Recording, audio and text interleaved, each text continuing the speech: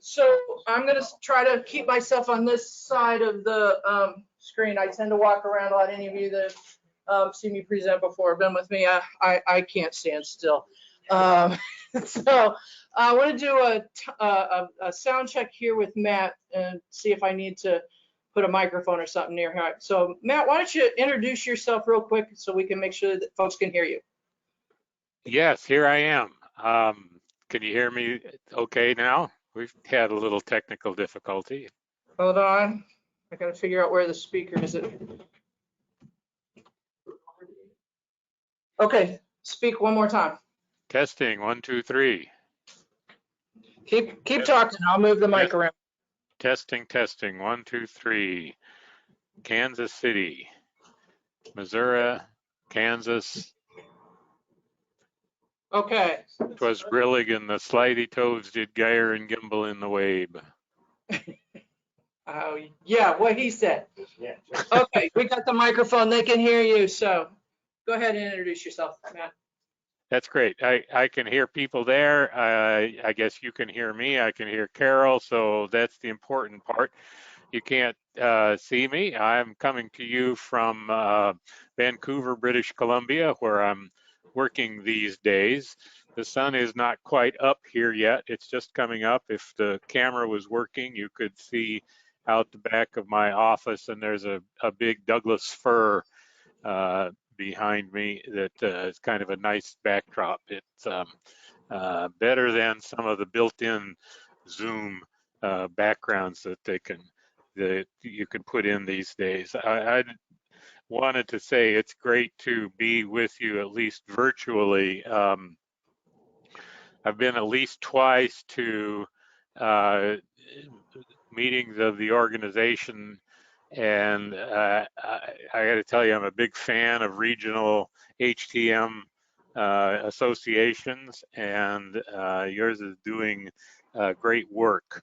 It's been growing over the last few years, and I'm sure there were some hiccups with the pandemic, but it's you're one of the rising stars, I would say, among the HTM associations around the country.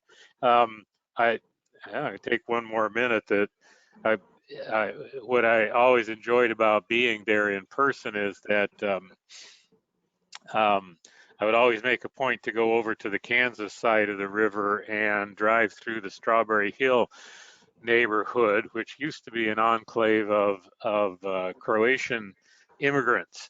And that means it's a place where a name like mine, Baratic, would not have been unusual at all. And it's changed a lot, but you can still see some buildings and some old signage that's suggestive of the old days. And it used to be you could go to the Strawberry Hill Bakery, which has moved out to the suburbs, and get a nut roll, which they call potica, and my great-grandmother Mihalovich would call povatica. So I'm already making myself unhappy that I'm not there. So I'm just gonna move on to what we wanted to talk about. Carol's gonna start the first couple of slides, and we'll get into this material. All right, so for those of you that don't know me, I'm Carol Davis Smith. I've been working in the field since the mid to late 80s. It is either an intern or a clinical engineer. And Matt and I had the honor of working with all of the CMMS, or most of, if not all of, the major CMMS suppliers that support you guys with their products. And we'll do a quick overview of, let's see if this is gonna work. I'm not sure which one to point at, to be perfectly honest. Okay. Oh, cool. All right, let's try it the old-fashioned way. All right. Oh no. I don't know. Where's our AV tech when we need them, right? So the slides froze, Matt. I don't know what happened. We have a room full of engineers and technicians, and Let's blame it all on. We'll blame it on IT. Yeah, I don't know what happened here because it's, there it goes. Okay, I don't know what happened. I'm not going to touch the clicker. I'm just going to use the computer. You may need to come sit in the front row. Really? Okay. So we'll work on helping you understand how to document that little intervention there. So today we're going to talk about the work Matt and I've been doing with the suppliers. We'll give a quick review of what we did a year ago. You may remember the work that we presented on failure codes. And then we will spend the majority of time talking about what we have been doing this year with those that same group of suppliers, what we like to call the collaborative. And then at the 10 o'clock hour in that next session, Matt and I will spend some time talking to you about how to leverage that, how to make that of value to you. It's not just a documentation exercise. We believe there's real value in terms of doing this, that your departments can extract from this level of standardized documentation. Okay, so at this point, I'm going to turn it over to Matt and let him walk you through the underpinnings of this project, what we did and how we did it and why we did it. Yeah, thanks, Carol. You're going to be my eyes in the room there. Tell me what you see as you look out on that sea of eager faces. Eager faces, some of whom are getting their breakfast down, and we've all got coffee, and I think we're good to go. All right, that's good. So this project, it's ongoing. We've got, as Carol said, a couple of installments to tell you about, but hopefully it's ongoing beyond that. It's some effort to standardize the data that we put into the CMMS. And this is not an attempt to make everything look the same or to impose some requirement on people, but to try to address some recognized concerns about the non-standardization, some aspects of non-standardization. And the quote at the bottom from Field of Dreams is really one of the inspirations for this work. Instead of sort of a top-down, somebody writes a standard and then hopes people adopt it kind of approach to standardizing key fields in the CMMS database. We wanted to try something different, and the other thing that we wanted to avoid is just to move beyond some of the flame wars that we have all had and the arguments about why we have to do it my way and I'm special so we can't do it your way, and take a middle course and start working with the CMMS suppliers that we all rely on, and see if we could get some consensus about how to move forward. The CMMS vendors or suppliers are, not interested in making their products look all identical either, but they want to be in a position that when a client comes to them and says, I want to set up my CMMS with best practices, and their answer has had to be in the past, we will set it up any way you want, and they could and they would, but they were looking for a way that they could tell people this is a de facto standard. It's not a formal written top-down standard. This is how some people who are in the profession have come to some common understanding. So one of the key things that we wanted to support was benchmarking, that you can see up on the slide here. Benchmarking is a way that I can compare my HTM program to yours and to some others. Why would I want to do that? I would like to do that because, sad to say, there's always room for improvement in my program, probably in your program. And so how do we decide how to improve? One of the ways is we can look at somebody else that is similar in some respect, similar in size, urban versus rural, children's versus general, whatever it is, to say this is one of my peers in HTM programs, and by golly, they're doing something better. One of their metrics is significantly better. So it's not just a matter of that's what should be done, it's that it's doable. There's somebody who's like me that is doing better on something. And so that is the benchmark that lets me say, I can improve in this area. It's doable. And so, but benchmarking depends on us all using some common language, some common metrics, some common statistics for what we're doing. And so the problem in the past has been that when we want to compare my numbers to your numbers, they're not comparable. I mean, they're not even apples to oranges. They're, I don't know, camels to seagulls or whatever. The and so what we want to get is at least maybe not the same variety of apple, maybe delicious and gala or something like that, but at least something that's close enough, good enough for our purposes that the numbers we're talking about are worth looking at and are reasonably comparable. So Matt, you got some chuckles with that camels and seagulls, and I'll just interject here. Having looked at tens of thousands, if not hundreds of thousands of records from across the country and across platforms, it's seagulls and camels. Yeah, yeah. So when I used to be in Colorado, I wouldn't have thought of seagulls, but here there are lots of seagulls in Vancouver on the Pacific coast. So anyway, it's true. I mean, we all know that, right? We can't.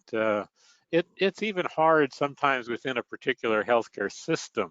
You know, if I was on camera, I'd use some air quotes around system, where supposedly we are all part of a system, all of our components of the HTM department, and sometimes we don't even work together, and we don't have a common enough language together to even do some sort of internal benchmarking.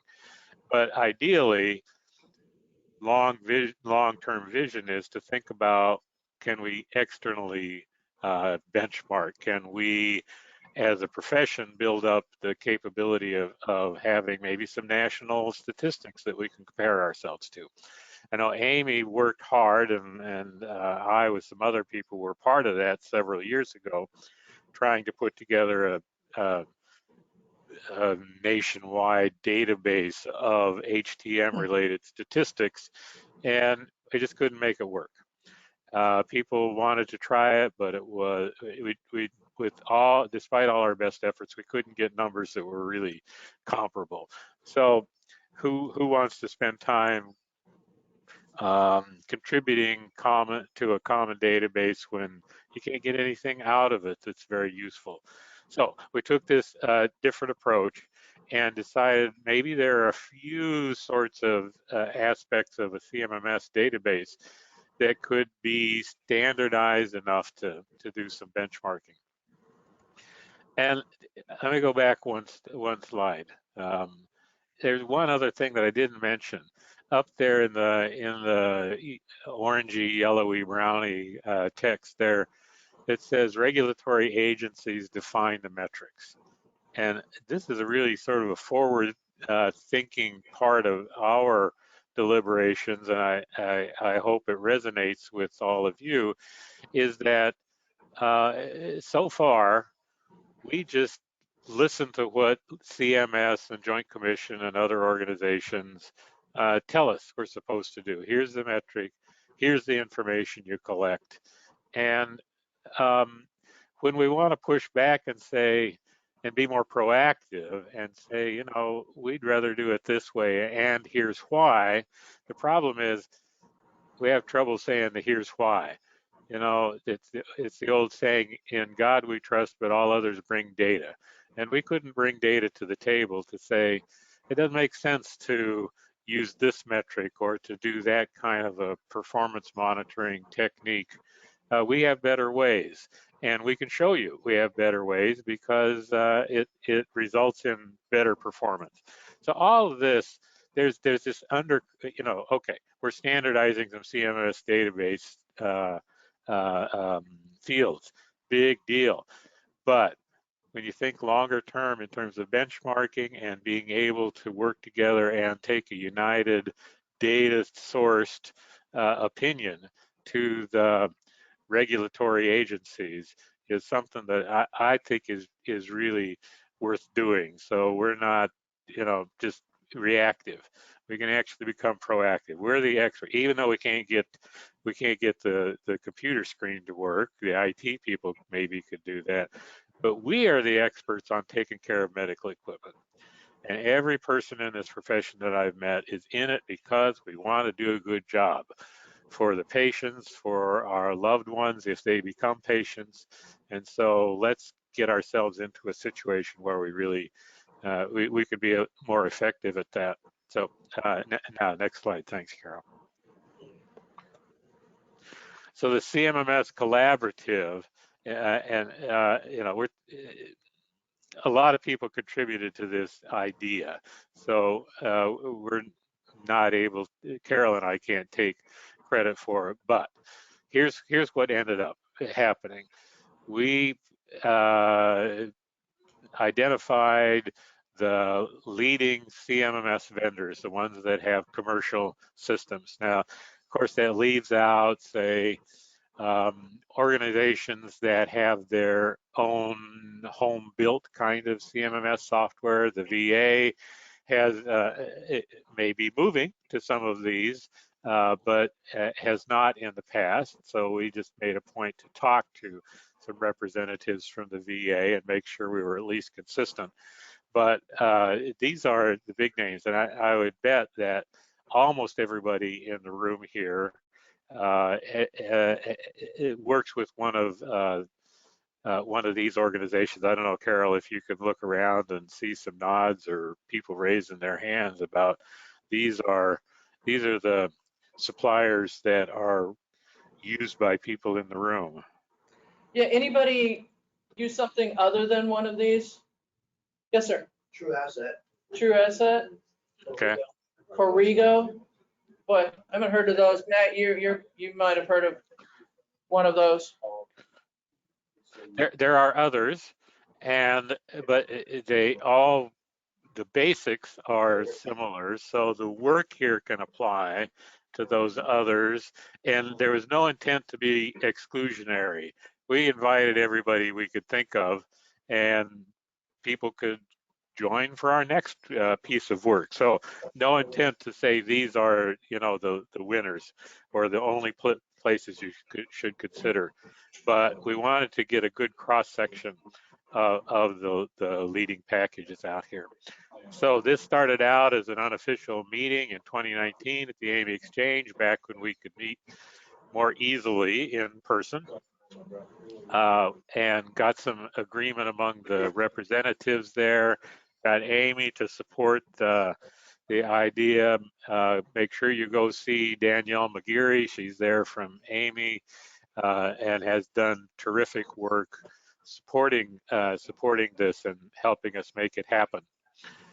And we sat down and decided let's come up with something that works for all of these suppliers, that we think can work for real live HTM managers, relying on consulting experience from Carol and me, but also you'll see as we go along, we tested a lot of this in the real world to make sure we weren't just making it up. So we tackled failure codes first, and we have just recently worked on work order types, and we'll talk about both of those today, just to give you a flavor for the approach that we're taking. And it's all work in progress to get some of your feedback, how this catches your attention. So next slide.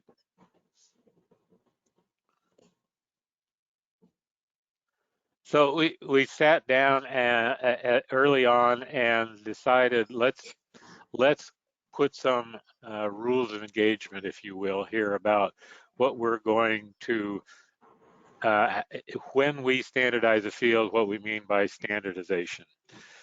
And this was based on seeing some, I'll show you on the next slide, some ways that, let me just say, the CMMS was configured in a sort of a suboptimal way.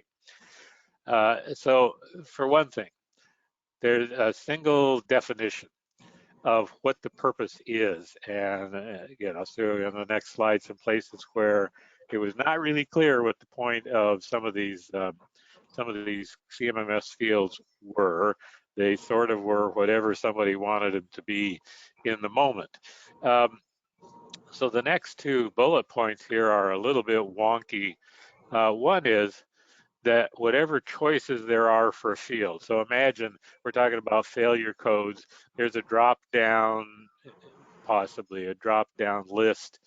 So those are the choices for that field. So those field choices need to be exhaustive. That means they cover every possibility. You don't have to have at the bottom an other kind of option, a choice, and it covers everything, because our concept of this is that, for example, the failure code data would be a required field for both PM and CM work orders, but you have to put down an answer. And so in your drop-down list, you have to show all possibilities. You can't have the frontline technician who's filling in the work order say, I don't see my case in this list. We make sure we cover the whole list. And so as we present this material, and also about work order types, that's something I would like you to think in the back of your minds. Is this, can you think of something that's not on, should be on the list and it's not? And that will be useful feedback.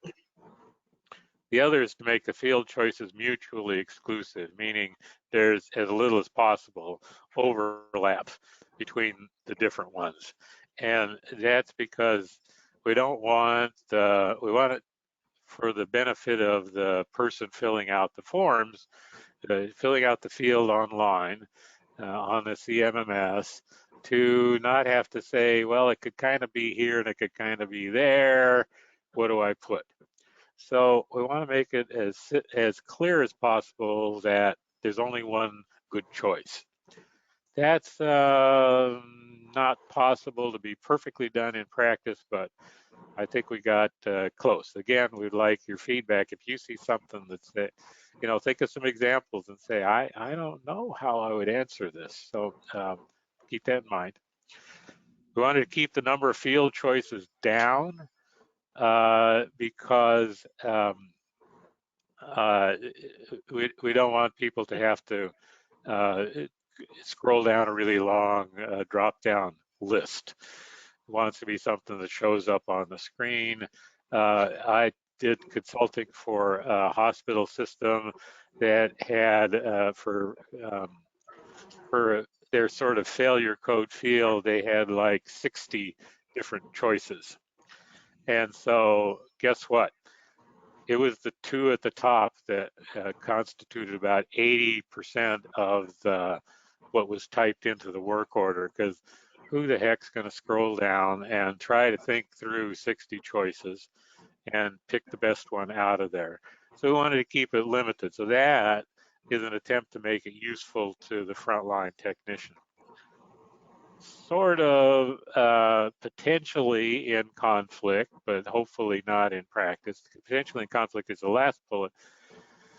We want the information that goes in and easily in for the technicians, and you can actually, the management can get something good out of it, so that you can actually inform your management decisions. You can learn something about how to manage the program day to day and manage it longer term and find opportunities for improvement. And so the actionable management information, you could think maybe that's in conflict, because that means we want a long list of options. So we have really granular data. but the effort was to try to slim the list down to numbers that give you useful information, answer the typical questions that we would want to have answered as managers, without going on so long that it becomes burdensome for the technicians.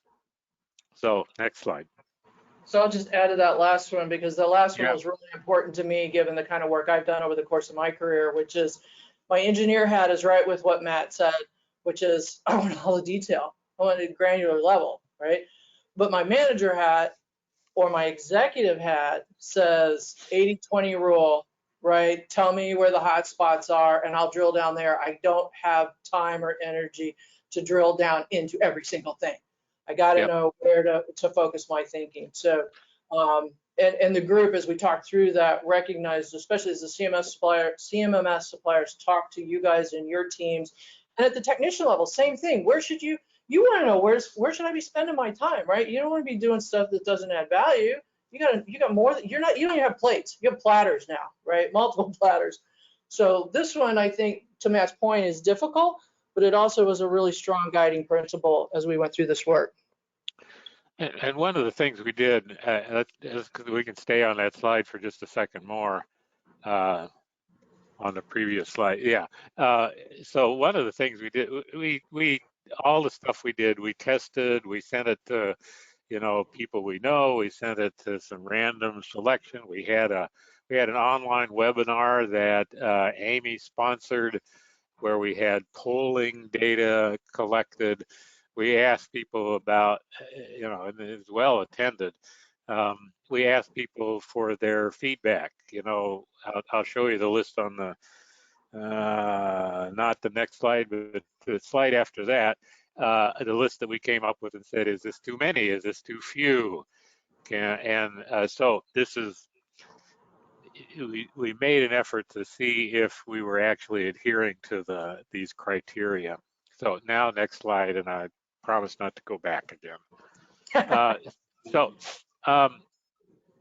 So one of the things we did is off there to the right. We looked at some existing database fields, actual CMMS data. And there's a group called Superior Analytics, and they are associated with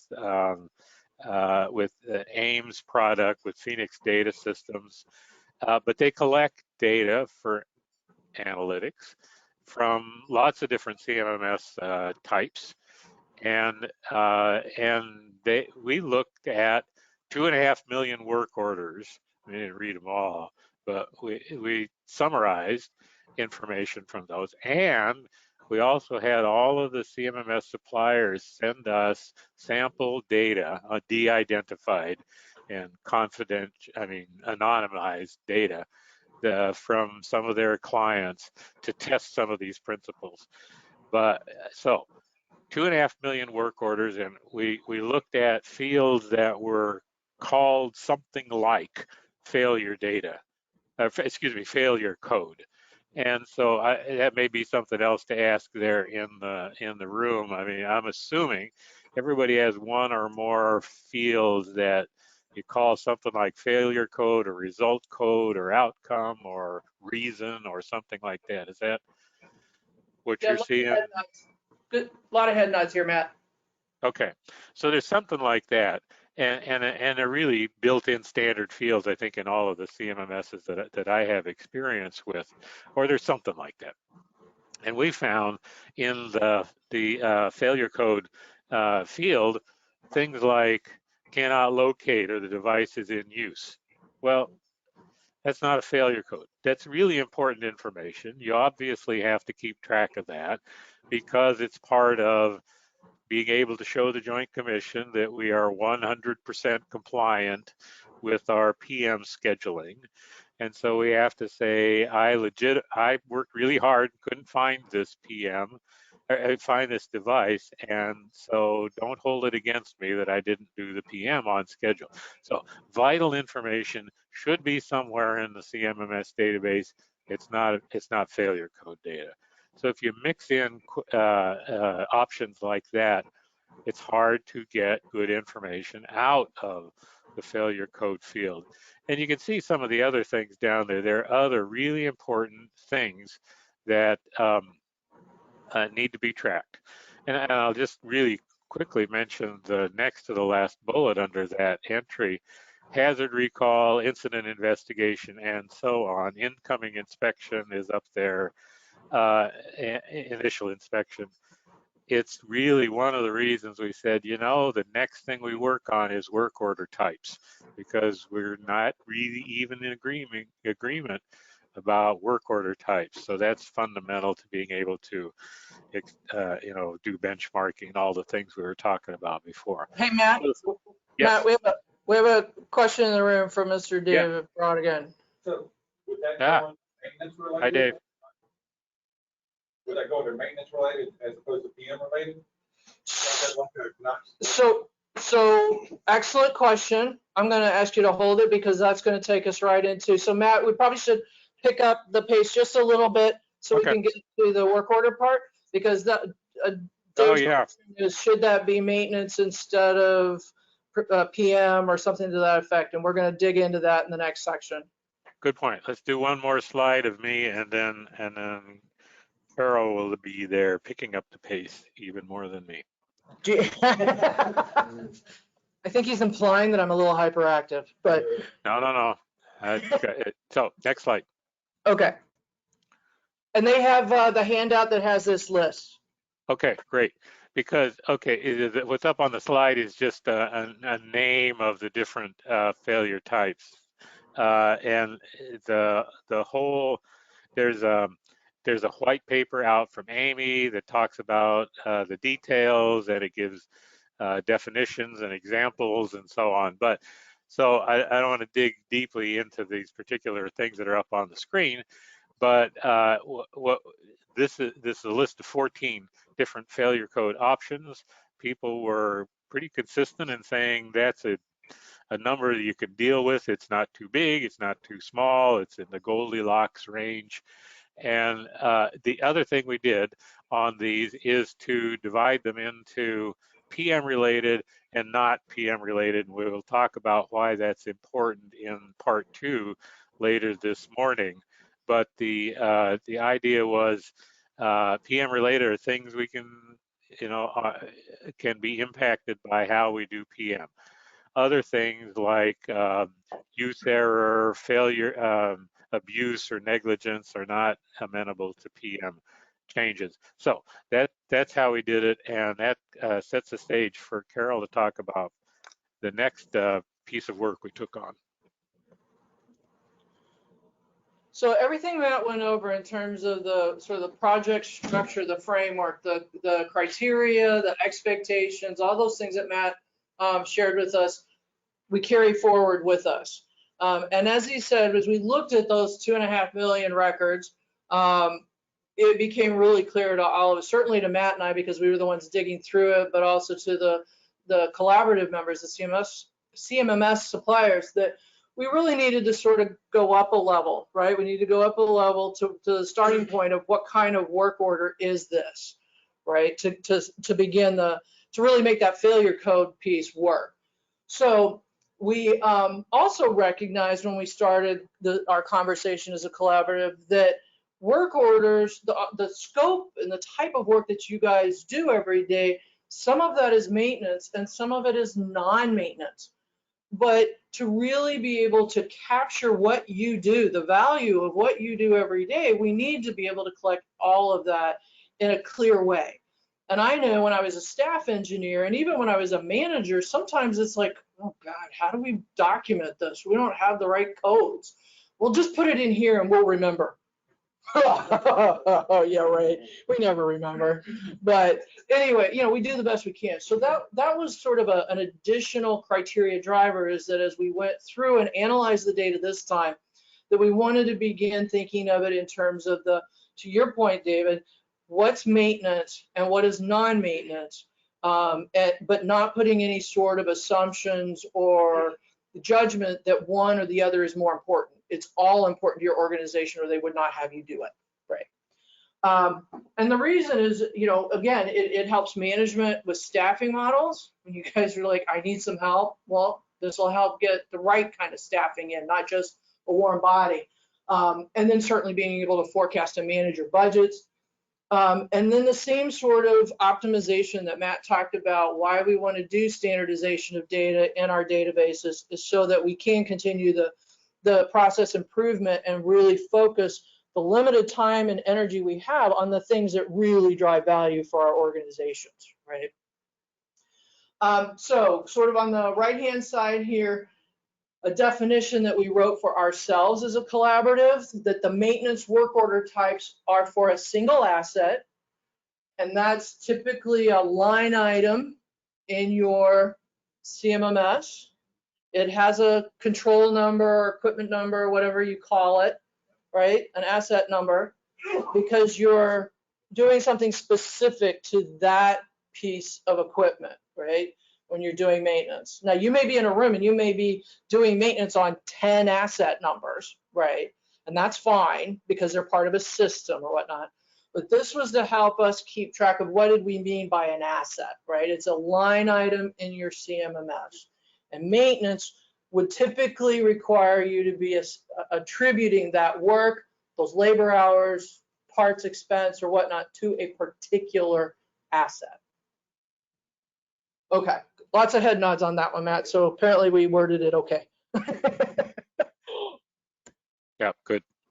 Okay, so then when we got into the same sort of thing, Superior Analytics came to us again with like 16 million work orders because, 2.5 wasn't apparently enough. And then we also reached out to the VA health system this time and asked them because they have a multitude of different systems, but we asked them, what are your work order types? And they call them something else. They call them a biomedical engineering uniform work orders. Oh, there's a mouthful. And they probably have some sort of abbreviation they use. It's you from the VA. So that was really well said. I can't say it that fast. But that was super helpful because my understanding is that you guys have, that's what everybody, no matter what your zip code is. Yeah. They sent me that 5-page sheet. Yeah. With explanations and whatnot, which was super helpful because the VA had taken the time to write it up and standardize it, right? 200 codes. Yeah, and they all have 2-letter codes. Well, unless there's a vendor involved and then there's a number or something that's added. Yeah. But that was super helpful too because we could see back to those principles Matt went through in terms of exhaustive and mutually exclusive. As I looked at it as an outsider, I could see where there were overlaps, where I could get confused if I was trying to document something, right? It was better than the one that had 60 different, whatevers. But again, there was opportunity here. And so all of that data was incorporated into our process of trying to come down to the short list, which we'll talk about here in a minute. We found, in this case, as we looked at the work order type, we found some interesting places where there was similar wording and intent. So 4 ways to say preventive maintenance, preventative maintenance, planned maintenance, or PM SM, and I'm assuming SM probably meant scheduled maintenance, right? So that would be like a 5th one that was probably in there and I just didn't fit it on the slide. Right, so there were a lot of those sort of things, not to mention, the ones that weren't spelled right, even close to right. So, but we said, okay, well, clearly, if we grouped all of these and counted them as the same intent, that one shot to the top of the list in terms of importance. We again found things that are not work order types. Duplicate, that's not a work order type. Contract payment, a number. This was just sort of a selection, a few highlights that Matt and I found as we crunched through the data. So same sort of thing. What this tells us is folks are just trying to figure out a way to document this in case they need it later. Lack of a boilerplate. Right, lack of a boilerplate. And that's really kind of what this project, this initiative isn't about, is that let's create a boilerplate and get your feedback. If we miss something that's universally applicable, let's get it on the boilerplate. But if it's not universally, let's see, does it make sense to fit into what we have, or do we need? Are you saying that last thing, example of entry not representing work order type? So if I retire a piece of equipment, that's not really a work order? Or? It's a work order, but it's not a work order type. Our suggestion is that that maybe is a reason code or an action code, or it's some other kind of CMMS code, but it's not a work order type. Well, and that's where I would argue, because we get requests just to retire an asset. Mm-hmm. So I created a work order type. It's Mm-hmm. called remove from service. Mm-hmm. We get specific requests just to retire an asset. And Sure. it's not part of, now it's also a result. It could be a result of a repair or a PM because we make a decision. Right. That it gets removed from service at Right. that point. But let's say there is no open work order for the device. Right. The department may request that it be retired. Absolutely. Absolutely. I think all of us have run into that at some point. So let's keep going. Sorry. No, that's good, because both of you said things that helped segue, and I didn't even have to like prompt you or anything. There's cookies out there. There's cookies. So you also have the list of maintenance and non-maintenance. This is the list of codes we came up with. This is the recommended set. This is the set that we presented on the webinar that Matt mentioned, which was back in July, I believe. So what could you, if we had that, somebody wants to retire it, you're not actually doing maintenance or preventative or scheduled or corrective. I'm going to go out on a limb and say, if it were me, I would do it on the non-maintenance side. And given the list, I would probably make it a project or an administrative based on the rules of my department, right? And I would have, and I loved your term, result code. My result code would be retired, removed from inventory, or whatever that piece is. So I know I worked at Baylor. We wanted to, I think we had a retirement code, Mm-hmm. but I also know that we were trying to somehow code it or document that we remove PHI. Mm-hmm. Right, so taking a hard drive down, Mhm. erasing something. Mm-hmm. So I just like it would be on maintenance, but I could almost see that when I'm doing the PHI, it's kind of sort of a maintenance, right? So great point. So let me walk through these real quick here. How are we doing? Yeah, we're doing okay. Carol, I was just going to say, administrative is a little bit of a catch-all on that list, and you'd want to define that down. Where if we in this organization chose to put retired, a work order type of retiring a piece of equipment, we could define administrative to include that. And so I get that it's a distinct activity, but it's easy then to slide down the slippery slope of, well, we're going to add on every, we're going to end up adding on lots more options. And so when we tried to trim this back, I mean, we can all disagree whether we made a good decision here, but the attempt was, it's probably not important that we have a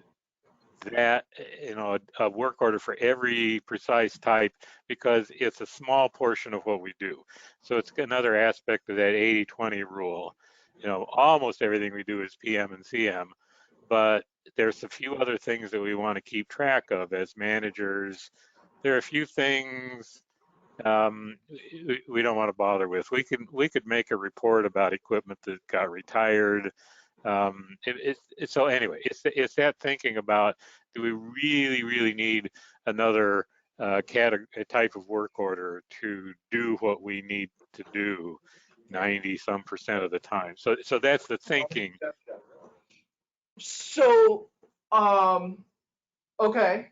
There was a comment made in the room that maybe retirement is a maintenance related activity. I'm fine with that. I think, Yeah, Could be, sure. yeah, You have to make sure the batteries are removed. yeah, But you're also carrying apart the piece of machine. right. And that's fine. Maintenance and administrative. Yeah.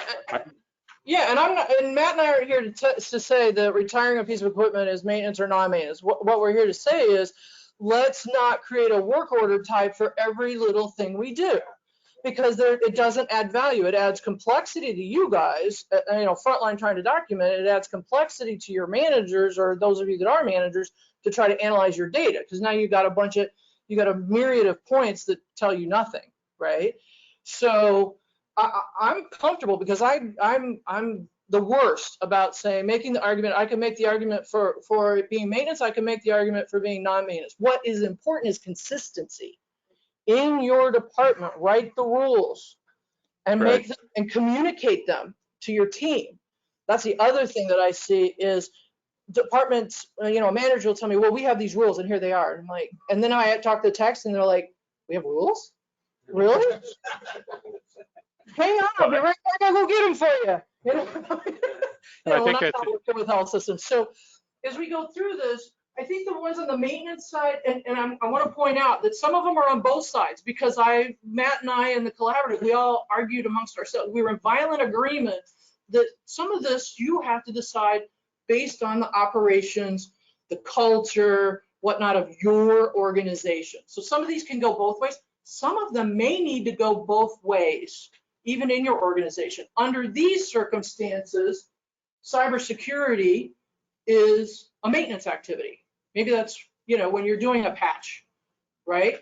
Or cybersecurity might be non-maintenance if you're building a cybersecurity program. You're building the protocols, the processes, the procedures, policies that apply, right? So in some cases, you may need one of these work order types to play in both arenas.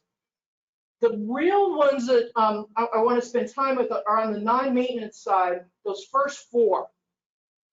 One of the things that I pulled out pretty quickly, and Matt concurred with me as we were digging in the data, was this whole distinction between supporting yourselves, your department, in terms of training and development.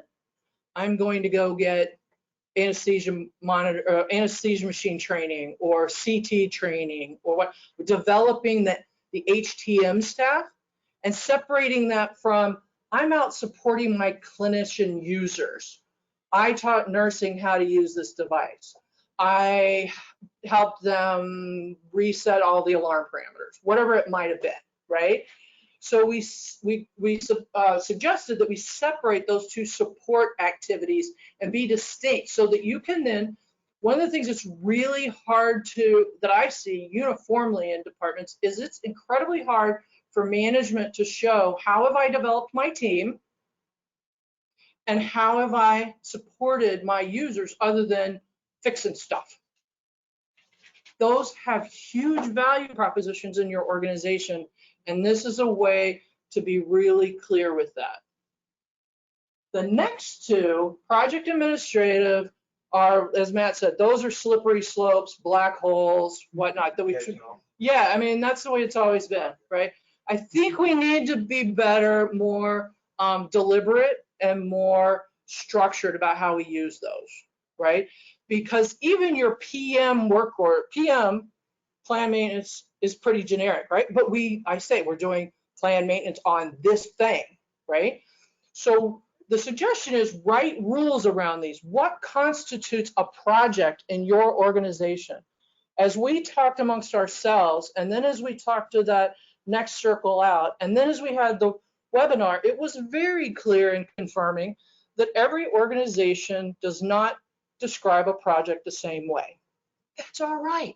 As long as you write your rules, so to speak, your description of what constitutes a project, then you can name those projects. Like I have 47 projects, work orders open, because I have 47 different projects going on in the hospital, everything from a device installation to maybe a construction project, whatever, right?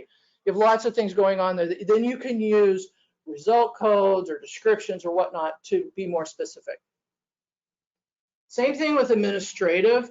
Administrative is where a lot of that either user training or HTM training got dumped, That's where we found a lot of that as well as under administrative.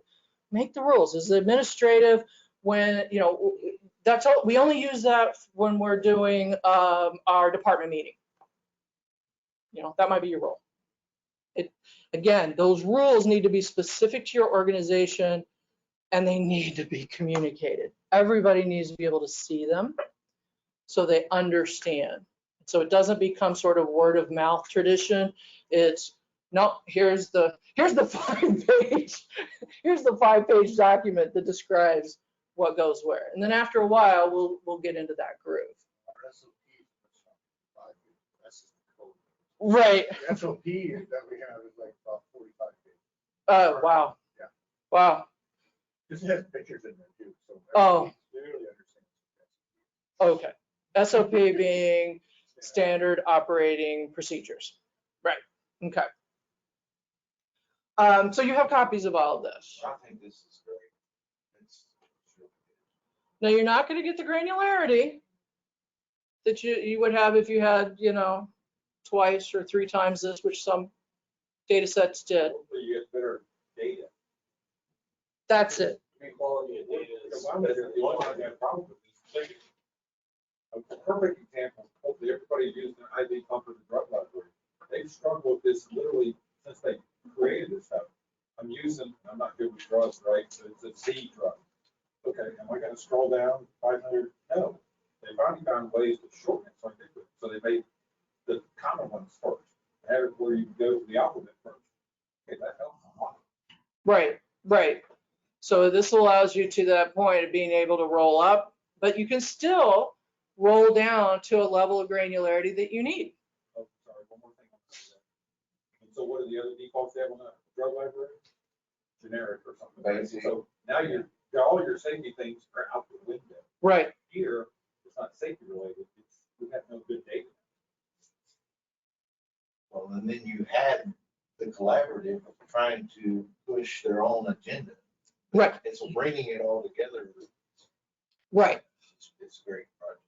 Right. Well, thank you. We appreciate that. And yeah, let's step to the next. Let's make the rules before someone else does for us. Exactly. And that was Matt's point, is that actually in reality, people have been making the rules for us for decades. And we've been trying to figure out how to live into them. But let's take some accountability and responsibility for our own destiny and do some of our own definition of what that future should look like. Yeah, absolutely. So next steps, Matt and I are working on a white paper, a second one. So the first one is already out there on the AAMI website. The second, Name of that, if you don't know. Matt, quick, Google. I made a note that there's a white paper. Yeah, That's what if I'm you- looking for. Yeah. Yeah, I think you go to the AAMI website and just type in white paper. Actually, if you go, thanks, Matt. All right, just a second. Agreement. I will look it up and we'll have it for you for the next session. Yeah, if you go to the AAMI website and you know they have the 3 blocks right on the homepage, if you go to the HTM resources, and I believe if you scroll down, it's towards the bottom of the page because a bunch of stuff has happened since then. But that white paper is there and it talks about standardizing the failure codes. I literally Googled white paper. Did you? The first thing popped up. Thank you. Awesome. I know how to Google, guys. So yeah, so it'll be a follow-on, and the white paper will be written and structured very similarly to provide the background and what we have and whatnot. So that's forthcoming. Matt and I are committed to having that out there and available to you guys by the end of the year. It's been a little, like your lives, it's been a little chaotic, but we'll get that done, we promise. In the meantime, the CMMS suppliers, to your point about, they were all kind of working their agendas, that's based on, the people they interacted with. What did their clients tell them? What did their clients think? And it was interesting because a lot of the times their clients say, well, you're the manufacturer, you should be the expert. You should know what should I put in here? How should I set it up? And they'll go, oh no, how do you want to set it up? I don't know, how do you want to set it up? You get into that circular, useless conversation, right? So they were thrilled to be a part of this because then they could hear what other people are saying and go, oh, that makes sense. Or no, wait a minute, my client would be violently opposed to that for these 3 reasons. And we could have that really good conversation and come together in consensus. And let me just take a moment and say consensus is not agreeing on every nit and nat. It's agreeing to a level that we can all move the initiative forward. We're never going to agree on every detail, right? That's human nature. But what we can agree on is that this is good enough to improve all of us. And if I give a little, I'm going to get a lot, right? I'm going to get a lot. And that's okay if I had to do this piece a little bit different because everybody else is doing this other piece different that I really like. So it really was, that's why we called it a collaborative or a consensus, is that we came to a point where we can move this forward. They are working, if you're a new customer, they are building these, both the failure codes and the work order types into their default out of the box sort of things. Now they're all at different places because of course their software cycles are all whatever they are, right? Some are already have the failure codes built in. I think they're all probably working right now on the work order types. Some of them have already released the failure code. Some of them have it planned forthcoming, whatnot. But that will be part of their default out of the box platform for you to adjust from there. And then with existing current customers, they have committed to building resources or having resources available to you to figure out how do I go from where I'm at to these new standardized codes without just completely upending my operations. So, for some of us, that will be an easy road. For some of us, it could be a very arduous uphill, both directions sort of journey. But they are committed to doing this. They recognize that if they build these, this is a place that they can differentiate themselves, how they do this and whatnot. All their platforms won't be identical. We didn't ask them to do that. They're still out there competing in the marketplace. But this is one of the areas. How will they work with you to implement these things effectively in your organization? And then we need you guys. We need you guys to actually adopt these things in your organization, to adopt the failure codes, to adopt the work order types, to talk to us about okay, now we think you should work on what field and why. Help us understand the why behind it.